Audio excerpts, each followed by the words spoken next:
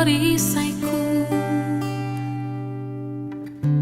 saat badai hidup menerpaku. Firman-Mu di dalamku tenangkan jiwaku. Engkaulah perisaiku saat badai hidup menerpaku. Firman-Mu di dalamku tenangkan jiwaku. Ku kan berdiri di tengah badai dalam kekuatan yang Kau berikan. Sampai kapanpun ku kan bertahan, karena Yesus selalu menopang. Ku kan bertahan di dalam tekanan dengan kekuatan yang Kau berikan.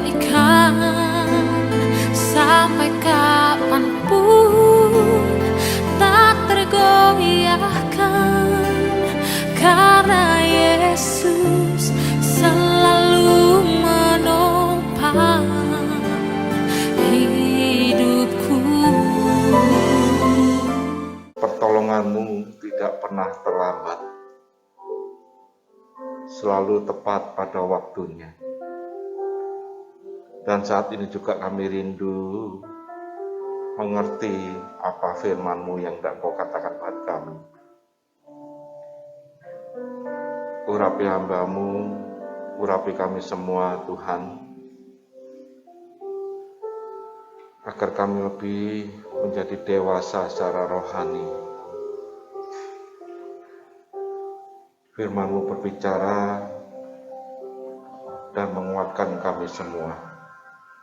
Kami sambut firman-Mu hanya di dalam nama Tuhan Yesus kami berdoa, haleluya, amin. Silakan duduk. Shalom. Saya buka masker boleh enggak ya? Enggak, kurang mantep gitu lah ini. Tapi jangan diprotes ya, saya enggak pakai masker. Oke, puji Tuhan, pagi hari ini kita bisa kembali bersama-sama untuk beribadah. Penting beribadah ini. Karena apa? Kita melihat dalam perjanjian lama, Allah ingin membebaskan bangsa Israel waktu di Mesir. Tujuan utama supaya mereka bisa beribadah, untuk bisa bersekutu dan bisa bersama-sama dengan Dia. Nah, saat ini juga kita diberikan kesempatan untuk bisa beribadah. Untuk apa? Ya, supaya kita dikuatkan dan kita menerima apa yang Yesus rindukan dalam setiap kehidupan kita. Mengalami perubahan pasti. Ya, semua manusia harus mengalami perubahan. Pagi hari ini saya mau kasih tema, yaitu yang dapat digoncangkan menjadi tidak dapat digoncangkan, yang labil menjadi stabil. Ya. Dalam kehidupan ini tidak terkecuali, apapun juga, siapapun juga akan mengalami yang namanya perubahan. Semua hal akan masuk dan menjalani perubahan. Apabila ada beberapa orang atau ada orang yang tidak mau dan menolak perubahan, pada sebenarnya perlu diketahui mereka juga sudah masuk dalam perubahan. Walaupun dia katakan aku menolak, aku nggak mau menerima perubahan, tapi sebenarnya mereka sudah masuk dalam perubahan. Saya kasih contoh yang nyata dalam kehidupan sekarang. Anak-anak sekolah, bahkan kita pun juga yang kerja, bahkan ibadah pun sekarang memakai online, memakai daring, sistem kerja dalam rumah, atau sebagai Zoom. Ini perubahan yang pasti menuju kepada baik. Dan kita bisa dikatakan bahwa kita mengalami sesuatu yang modern gitu ya. Walaupun katakan masih belajar, tapi perubahan terjadi. Nah, kalau ada orang yang nggak mau, aku nggak mau mereka juga sudah menjalani perubahan itu. Perubahan itu apa? Kalau kita yang sudah mau, maka kita katakan engkau maju ke depan. Mengalami perubahan untuk maju ke depan. Mengalami perubahan untuk yang lebih baik. Tapi bagi mereka yang nggak mau, yang menolak, pasti mereka dikatakan juga perubahan apa? Perubahan kemerosotan. Perubahan ketinggalan. Perubahan kalau dalam bahasa teknologi gaptek. Mereka mengalami perubahan, walaupun ngomongnya nggak usah ini, udah terjadi perubahan. Maka anak sekolah juga sama, ketika ada Zoom, daring, semuanya, mereka mengalami perubahan. Yang pasti tentunya akan menuju pada yang baik. Nah, perubahan ini selalu disertai dan selalu mengalami yang namanya pergesekan atau goncangan. Sesuatu akan tergoncang, sesuatu akan bergesek. Saudara mengalami perubahan, pasti ada sesuatu yang akan digoncang. Pasti ada sesuatu yang tergesek dari hidup kita. Yang dulu nggak bisa online, dipaksa harus bisa online. Dipaksa dan harus masuk dalam Zoom. Wah, bergejolak ini, gesek. Wah, enggak mau. Wah, digoncang. Untuk apa sih adanya goncangan ini? Untuk apa adanya gesekan ini? Di dalam perubahan ini loh. Supaya menguji kemurnian. Supaya menguji bobot atau kualitas. Kalau anak sekolah nggak mau ngikutin online, ataupun mereka sudah mengikuti, dalam perubahan ini, maka mereka akan istilahnya menampilkan keasliannya, kemurniannya. Akan menunjukkan bahwa dia ini kualitasnya bagaimana. Ya, waktu kemarin kaum pria sudah mulai Zoom ya. Ada semacam pertemuan ya, ibadah sharing. Wah, pertama kita juga gaptek, saudara. Nggak tahu. Dicetak-cetak, suara ini kok gak ono. Apa yang dipencet? Saya mencet, gak iso ya. Tadi saya udah ngomong gitu, saya denger saya ngomong gak ada suara nih ya. Nah ini kan perubahan. Kalau nggak ada yang mau, ya tetap ditinggal, saudara. Saudara akan mengalami kemunduran, perubahan yang mundur. Perubahan yang keterbelakangan.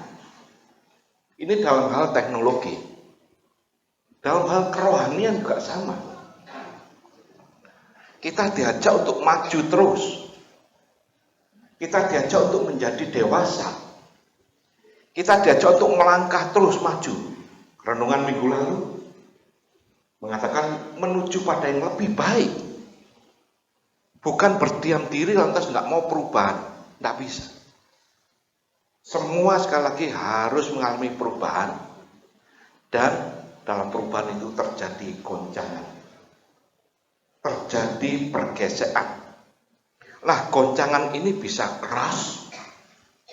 Atau goncangan ini seperti biasa. Tapi tetap ada goncangan untuk membuktikan kemurnian, untuk membuktikan kualitas dari setiap pribadi. Lah, ayat tadi yang kita baca, mau kita baca Ibrani 12 tadi, dapat tampilkan Ibrani 12 ayat yang ke-27. Ibrani 12 ayat 27. Ungkapan satu kali lagi menunjuk pada apa? Perubahan.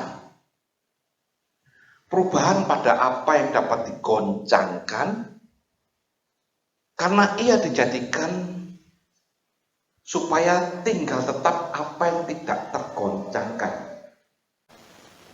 Ayat ini menerangkan tentang kehidupan yang kekal, yang tidak tergoncangkan. Surga yang tidak tergoncangkan di dalam ayat 27. Lantas kita bertanya sekarang, sekarang kita kan masih berada di bumi ini. Dikatakan semua mengalami perubahan dan perubahan itu harus ada goncangan. Ketika kita masih berada di bumi, kita digoncang. Maka firman Tuhan mengajak dan mengajar kita supaya menjadi dewasa sekali lagi. Mengarahkan supaya kita bukan mengejar sesuatu yang digoncangkan ini, tapi kita mengejar kepada sesuatu yang tidak tergoncangkan. Lah, boleh kerja enggak kita? Boleh sekolah enggak? Boleh. Tapi kita harus ingat, semua ini tergoncangkan. Kalau kita masih hidup di bumi, coba tampilkan ayat 26-nya. Dikatakan demikian, ayat 26. Waktu itu suaranya menggoncangkan apa? Bumi. Menggoncangkan bumi. Yang kita tempati sekarang akan digoncang karena memang bumi ini tidak stabil. Tetapi sekarang ia memberikan janji. Satu kali lagi, aku akan menggoncangkan bukan hanya bumi yang akan tergoncang, melainkan langit juga. Ini mengarah, maka di dalam ayat 27 mengarah pada kekekalan yang tidak tergoncangkan. Langit bumi boleh berlalu, boleh bergoncang, tapi ada satu yang tidak tergoncangkan, firman-Nya. Kita baca Matius 24 ayat 35. Matius 24 ayat 35 dikatakan demikian. Langit dan bumi akan berlalu, akan bergoncang. Tetapi firman-Ku, perkataanku tidak akan bergoncang, tidak akan berlalu. Nah, ini yang Paulus ingin menegaskan dalam Ibrani. Bahwa kita yang hidup di bumi ini yang masih tergoncangkan, supaya kita mengarah kepada yang tidak tergoncangkan. Dan di dalam ayat ini mengikut sertakan tiga pribadi, tiga hal, yang dimana tiga hal ini selalu ada dalam kehidupan manusia. Yang pertama dikatakan adalah firman-Nya, Allah, perkataannya, itu harus ada. Nanti terserah manusia mengikut sertakan, melibatkan atau tidak, semua pasti ada firman. Yang kedua, melibatkan tempat, baik di langit maupun di bumi itu tempat. Lantas yang ketiga, melibatkan manusia. Nah, dari renungan firman ini, maka kita ini sebagai manusia yang masih tinggal di bumi, yang nanti akan diarahkan kepada kekekalan, juga berbicara tempat. Dan tempat yang di bumi ini, manusia ditempatkan dimanapun mereka berada, maka mereka siap mengalami goncangan. Saudara siap mengalami goncangan? Waduh, goncangan lagi om. Sekarang aja masih belum stabil, digoncang lagi. Harus. harus mengalami. Nggak mau menerima, tetap akan terjadi goncangan. Saudara berdiam diri pun akan dilindas dengan goncangan. Saudara aktif pun, saudara juga masuk dalam goncangan. Jadi mau nggak mau manusia ini yang tempatnya dimanapun berada, kalau di sini katakan bumi, siap menghadapi ini. Lantas di dalam ayat 27 maka diungkapkan satu kali lagi, menunjuk pada perubahan. Apa yang dapat digoncang ini supaya tinggal tetap menjadi yang tidak tergoncangkan, yang labil menuju pada yang stabil. Apa bisa di muka bumi seperti ini? Tadi saya katakan ada 3 hal. Ada firman-Nya, ada tempat, dan ada manusia. Sekarang kita berbicara manusia. Manusia akan ditempatkan dimanapun mereka berada. Di kerjaanmu, di rumah tanggamu, di sekolah, di jemaat pun melibatkan manusia dan tempat. Dan sekali lagi melibatkan firman-Nya kalau orang itu mau. Coba tampilkan ayat yang ke-26, 25, Ibrani 25. Jagalah supaya kamu jangan menolak Dia. Menolak Dia tentang apa? Yang berfirman. Kita tahu 3 hal ini. Ada manusia, ada tempat, dan ada firman. Firman ini sudah disampaikan pada siapapun juga. Dan katakan jagalah supaya kamu jangan menolak Dia yang berfirman. Sebab jikalau mereka yang menolak Dia yang menyampaikan firman Allah di bumi, kita berada di bumi, tidak luput. Apalagi kita jika kita berpaling dari Dia yang berbicara dari surga. Sekali lagi kehidupan kita nggak bisa lepas. Firman itu tetap ada dan berbicara. Sekarang tergantung sama kita. Kita tahu firman-Nya kekal. Kita tahu Allah itu juga kekal, tidak tergoncangkan. Namun sayangnya banyak manusia yang tidak mau melibatkan Tuhan. Tidak mau mengikut sertakan firman, padahal firman ini kekal. 3 hal tadi kan, firman itu kekal. Tempat dan manusia tidak kekal. Fana, bumi tidak kekal. Tapi kehidupan sekarang manusia banyak yang meninggalkan, bahkan menolak atau tidak melibatkan firman-Nya, tidak melibatkan Tuhan yang kekal. Maka banyak dari mereka yang akan mengalami hal-hal yang fana. Mereka mengejar sesuatu yang wah ini bondo saya. Ini nanti bekal kehidupan saya. Firman-Nya mengatakan tadi dalam Matius, langit dan bumi akan lenyap. Apa yang tidak kita harapkan? Tidak ada. Hanya satu yang kita harapkan, firman-Nya. Dia. Nanti kalau pada saat penuaian, kita berbicara ke depan terlebih dahulu. Pada saat penuaian, maka yang berbobot, maka yang dewasa, maka yang memiliki kualitas yang baik, karena firman ada di dalamnya, ketika digoncang akan tetap. Tapi yang tidak memiliki firman, tidak percaya dan menaruh harapnya pada Tuhan, ketika mengalami goncangan, hilang. Banyak contoh di firman Tuhan ada beberapa tokoh yang harus digoncang sekali lagi untuk menunjukkan, membuktikan kualitasnya.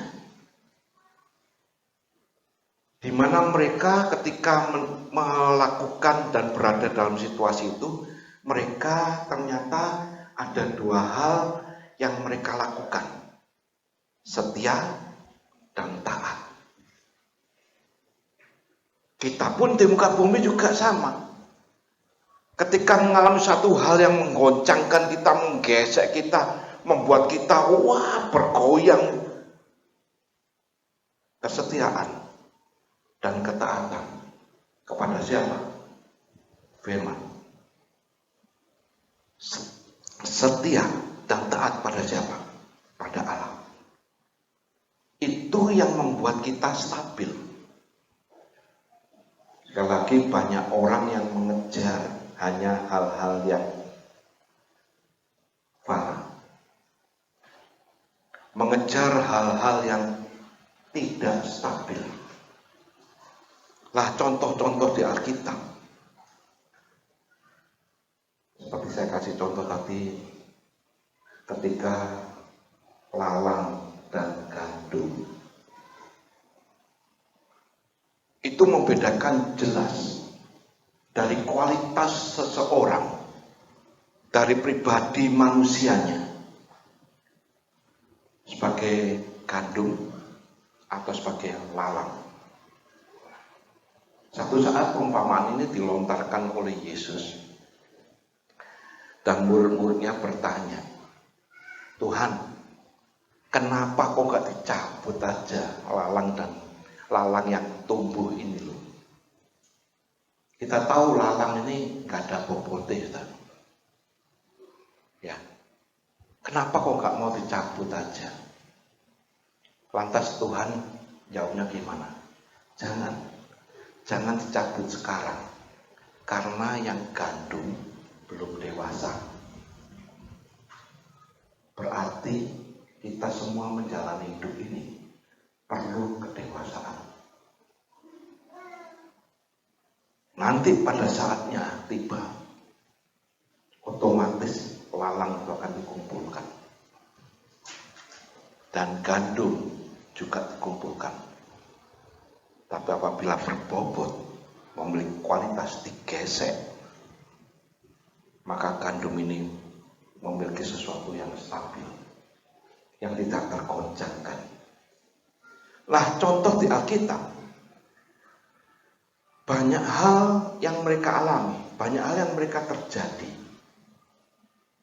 Kita berbicara tentang kesehatan kita, enggak stabil, Saudara. Kesehatan kita ini gampang digoncang. Ekonomi, pekerjaan juga gampang digoncang. Kedudukan dalam keluarga gampang digoncang.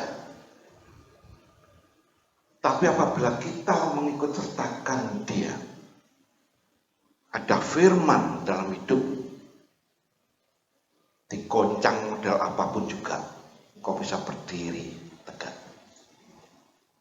engkau bisa stabil.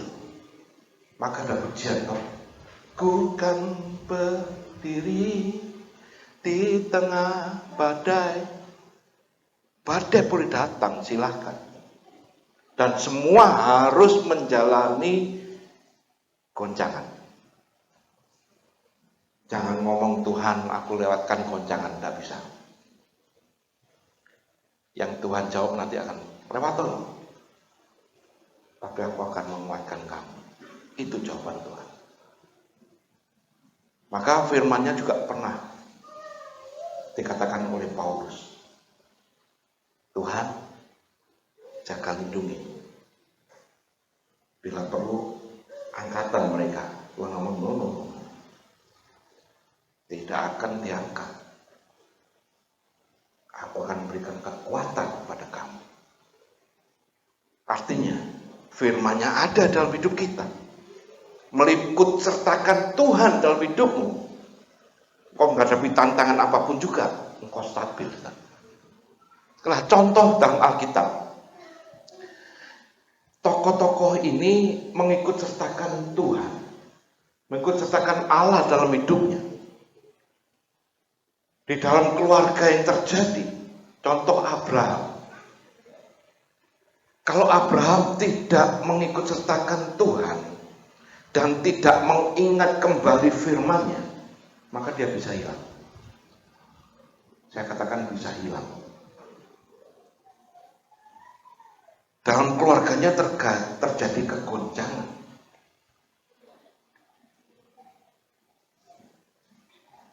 Tapi ketika dia ingat Tuhan dan percaya kembali akan janjinya, maka keturunannya dibuat stabil. Masalah yang terjadi dalam keluarga dibuat stabil. Dari keturunanmu engkau diberkati, bukan dari Hagar dan Ismail. Itu tergoncangkan, tapi dari keturunan Ishak akan berlanjut untuk ke depan. Ini dalam keluarga. Contoh dalam satu pekerjaan misalkan, Nuh ketika menerima firman Tuhan, dikatakan banguno bikin batra. Nuh menjawab, di mana? Di atas gunung. Satu pekerjaan yang tidak mungkin secara manusia. Kalau kita menjadi Nuh, kita akan berpikir di atas gunung. Wong di bawahin aja yang bantu untuk kerja belum tentu ada. Mulai goncang kalau dia nggak menuruti firman Tuhan, gagal. Kalau dia tidak mau mengerjakan membuat bahtera pun, Tuhan akan menghabiskan bumi. Tetap tergilas dengan perubahan. Maka ketika Nuh mendengar firman Tuhan, mendapatkan perintah, kerjakan, dia kerjakan. Tapi dia melibatkan, mengikut sertakan Tuhan dalam hidupnya. Maka berkelanjutan. Dalam kehidupan sehari-hari, kesehatan. Kalau kita melihat ceritaan tentang Ayub. Ayub ketika mengalami sesuatu hal yang merasa enak dalam hidupnya, digoncang. Aku pengen melihat kemurnian, aku pengen melihat kualitasmu. Tak goncang. Berkatnya digoncang, keluarganya digoncang, kesehatannya digoncang. Apakah dia tetap stabil? Apakah dia tetap kuat berdiri? Sekali lagi, kalau dia tidak ingat firman-Nya, dia jatuh. Kalau Ayub melupakan semuanya, menolak semuanya pun, dia tetap digilas dengan perubahan.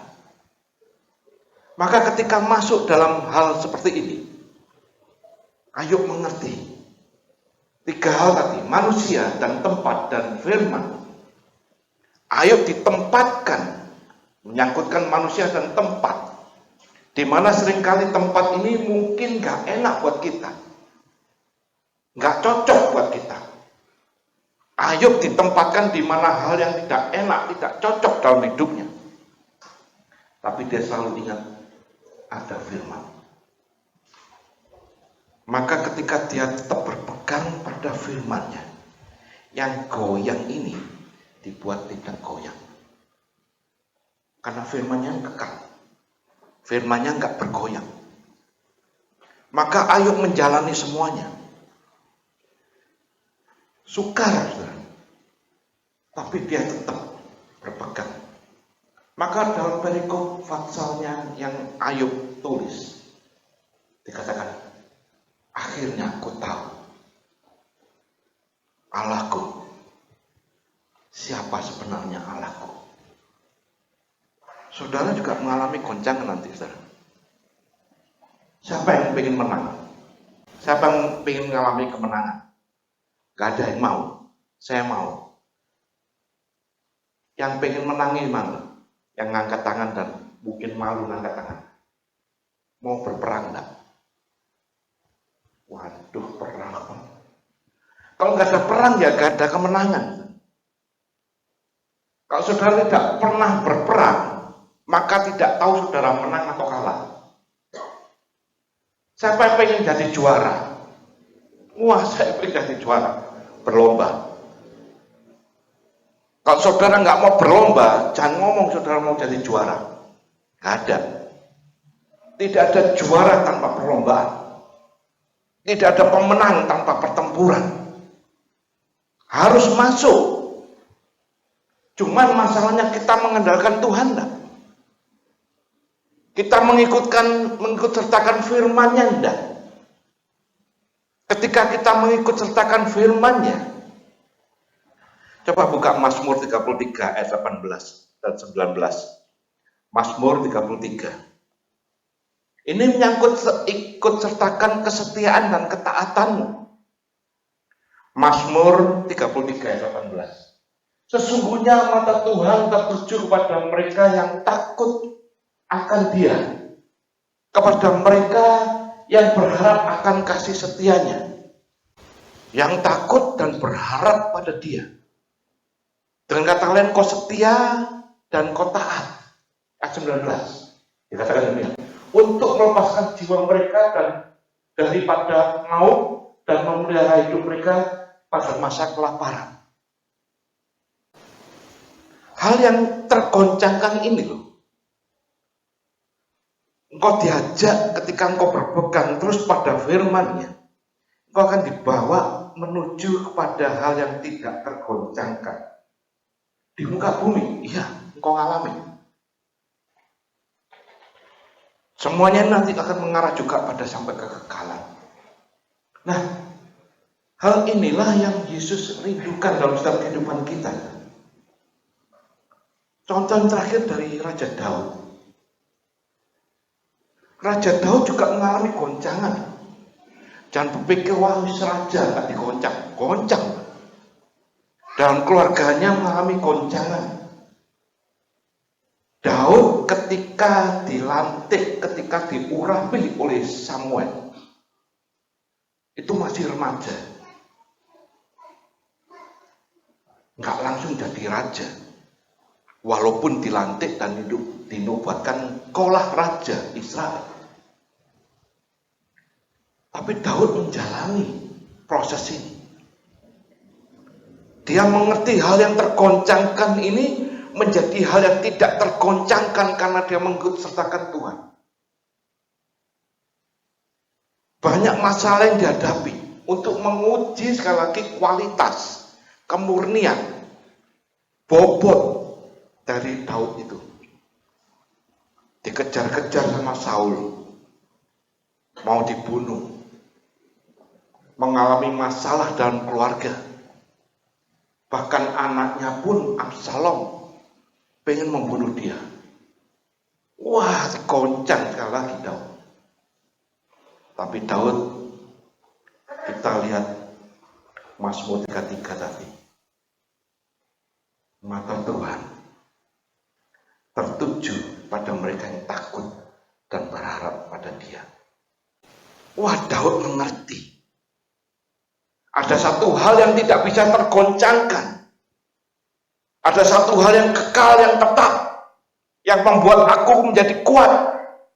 Walaupun mengalami masalah di bumi yang tergoncangkan dengan badai dan situasi apapun juga, aku akan tetap berdiri kalau tanganku tetap berpegang sama Dia dan tangan Dia memegang tanganku. Sekali lagi, semua contoh ini melibatkan kesetiaan dan ketaatan dari manusia, di mana kita diharapkan untuk bisa bertumbuh menjadi dewasa.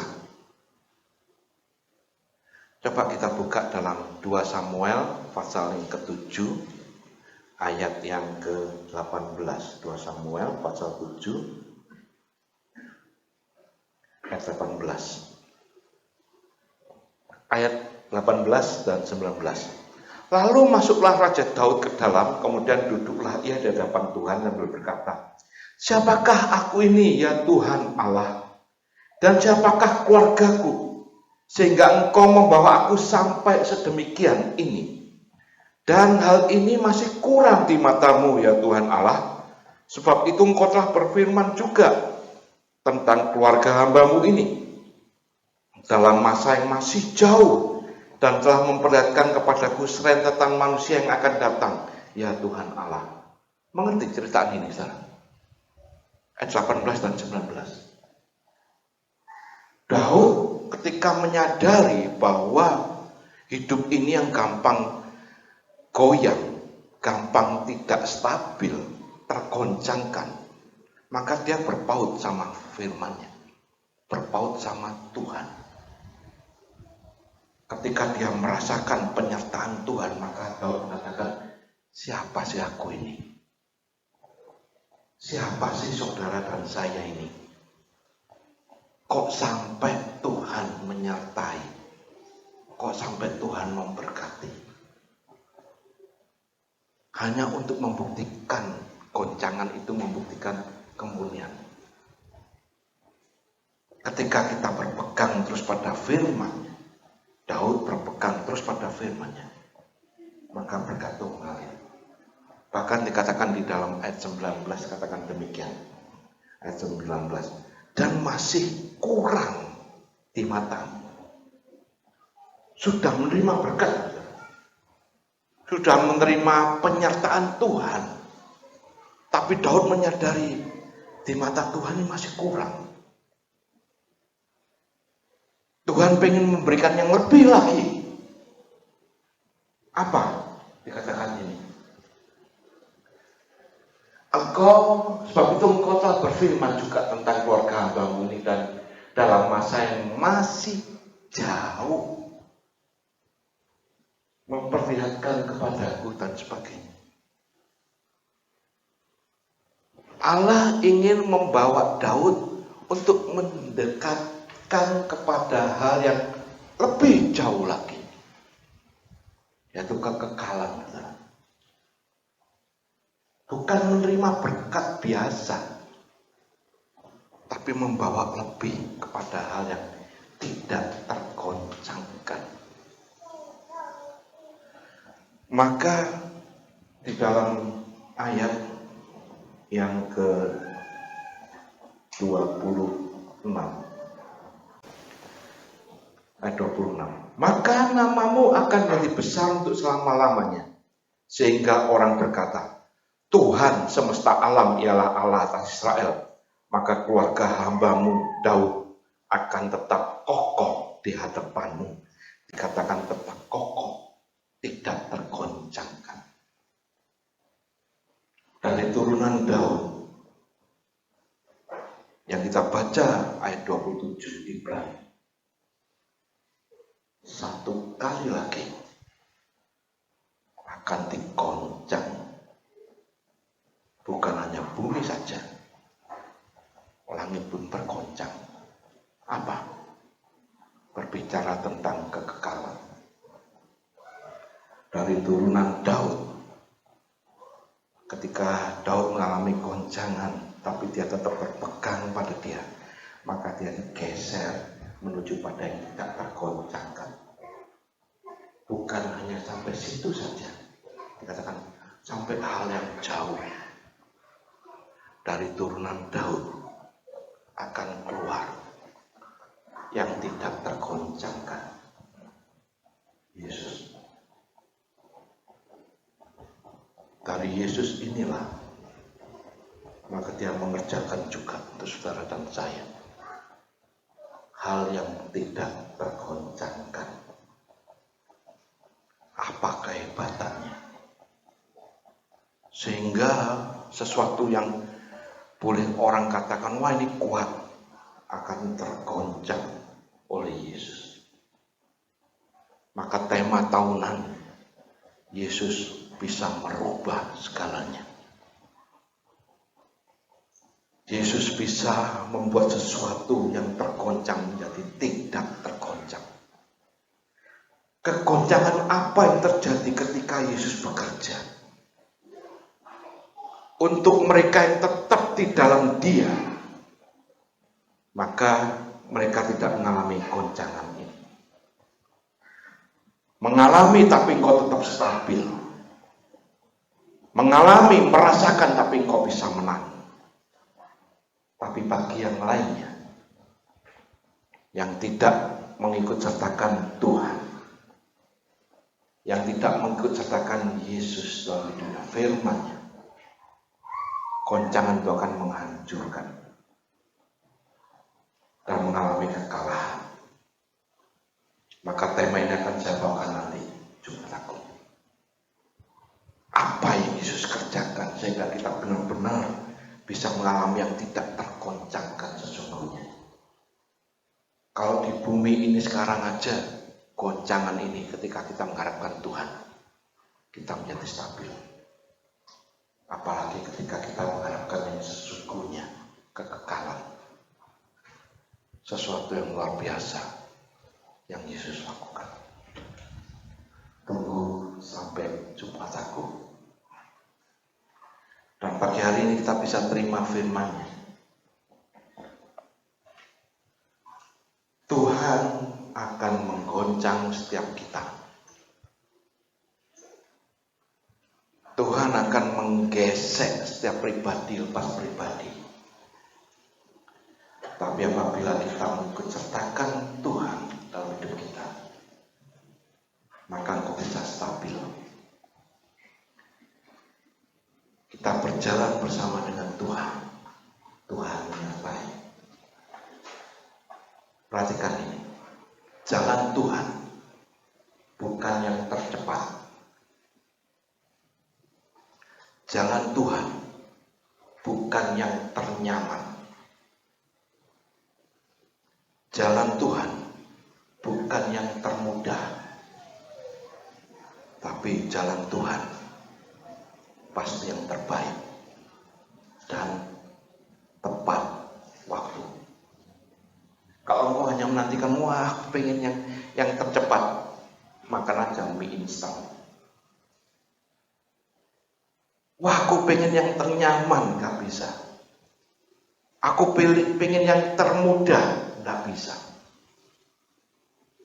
Tapi yang kita mengerti, jalan Tuhan pasti yang terbaik. Yang namanya terbaik pasti membawa kenyamanan. Yang namanya terbaik pasti tidak mengulur-ngulur waktu. Yang namanya terbaik pasti engkau bisa mengalami dengan sejahtera. Ini yang Tuhan mau. Ya. Jadi kita menyadari sekarang perubahan boleh ada. Tapi kalau aku menyatakan Tuhan dalam hidupku, firman-Nya menjadi bekal dalam hidupku, aku bisa kuat berdiri. Aku bisa stabil menghadapi masalah apapun juga. Dalam kesehatan, dalam keluarga, dalam pekerjaan, dalam ekonomi, dalam segala hal. Aku bisa stabil, tidak tergoncangkan. Amin.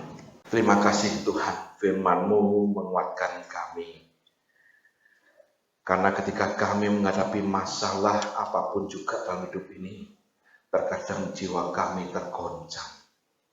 Terkadang kami merasakan sendirian. Tapi ternyata Engkau tidak pernah meninggalkan kami. Engkau selalu menyertai kami. Bahkan mata Tuhan selalu tertuju pada mereka yang takut dan berharap pada Dia. Dan menjadikan kami menjadi kokoh, menjadi kuat menghadapi apapun juga, menjadi stabil, tidak tergoyangkan. Kami bersyukur pagi hari ini Tuhan, firman-Mu menguatkan setiap kami. Persoalan boleh hadir, persoalan boleh datang, tapi kami boleh menang bersama-Mu. Kami boleh mengalami satu sukacita bersama-Mu. Kami boleh mengalami yang terbaik daripada-Mu. Terima kasih Bapa untuk firman. Dan kami bersyukur pagi hari ini. Kami percaya juga Engkau selalu menyertai kami. Ketika tangan kami terangkat kepadamu, maka Engkau turun tangan, memegang setiap kami, untuk kami bisa menghadapi semuanya. Terima kasih Tuhan, hamba-Mu selesai menyampaikan isi hati. Tapi biarlah Roh-Mu terus mengingatkan pada setiap kali bahwa firman tidak tergoncangkan. Dan biarlah kami terus berpegang pada firman, setia dan taat, dan berharap mengikut sertakan Engkau dalam setiap kehidupan kami. Karena kami siap untuk menghadapi goncangan, tapi Engkau selalu memegang tangan kami. Maka kami boleh kuat, maka kami boleh berdiri, maka kami boleh menang bersama. Menghadapi masalah situasi apapun juga, Engkau menyertai kami. Terima kasih Bapa. Demikian juga sebentar kami tidak berpisah pulang, maka Engkau juga selalu menyertai. Maka kami ketika mengangkat tangan kami, Engkau memegang kami, Engkau memimpin kami. Maka sekarang sedang jemaat kasih Tuhan, pulanglah dan terimalah berkat, terimalah kasih, sukacita, damai sejahtera daripada Allah Bapa di dalam cinta kasihnya Tuhan Yesus Kristus, serta dalam persekutuan Roh-Nya yang kudus, selalu menyertai Engkau, selalu menjagai, melindungi, bahkan memberkati Engkau, mulai saat ini sampai Tuhan Yesus datang kedua kalinya. Biar kita menerima semua berkat ini hanya di dalam nama Tuhan Yesus Kristus. Dan biar kita semua yang percaya dapat katakan amin. Ku kan berdiri